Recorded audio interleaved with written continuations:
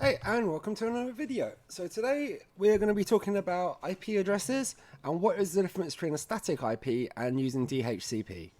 So basically using DHCP it provides an automatic IP address, and it's like a plug and play kind of mode, which is great for most circumstances. But for example, you've got many systems running, many complicated things going on, it might be better off using a static IP.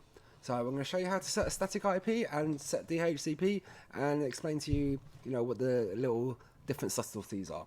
Okay, so as you see here, we're using SADP Tool, which is the tool from Hikvision, which allows us to look at the IP addresses, log on to the units and this and that. So as you can see, we've got one here that's a little bit different from the others. Okay, so this is the IP address that Hikvision associate this camera with. So this is it's basically its birth IP address, you could call it. Okay, and it's pretty useless, but you need an IP address to call something, so you have to have something, so that's why it's there. Okay, and you see the rest of the IP addresses, they look a bit different. There's 10.4.4, then dot and number. This is our local range. Okay, so I'll quickly explain to you how to find your local range, and then I'll explain to you the difference between DHCP and static address. So let's look at this unactivated camera. And we'll activate it quickly just by making a password, and then we can change the IP address. Okay, the camera's now activated.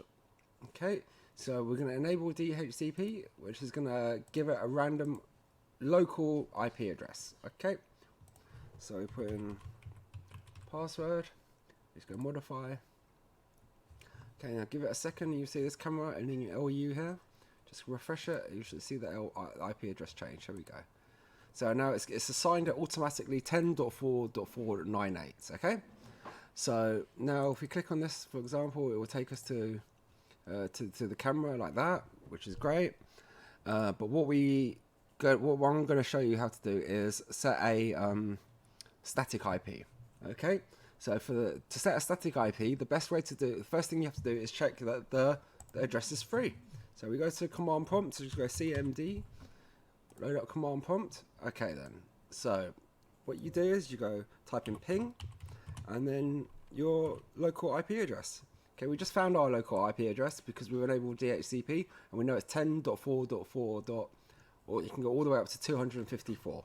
So let's just say ping 10.4.4.1. Okay, let's see what happens. Okay, it's found something. You see here, it has found something. So I'm going to tell you exactly what it is. But that means that channel's taken. All right, so let's try another channel. So I go ping 10.4.4. Just go 168. Just random number. Go enter.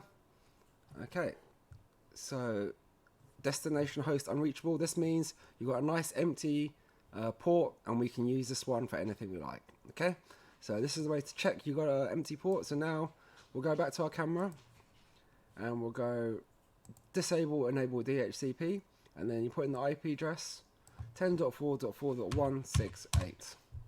okay, and the gateway will always be 10, the same as 3 digits and then just 1 at the end, so that's fine. And then you put in the password, modify, and now we have changed the IP address of the camera.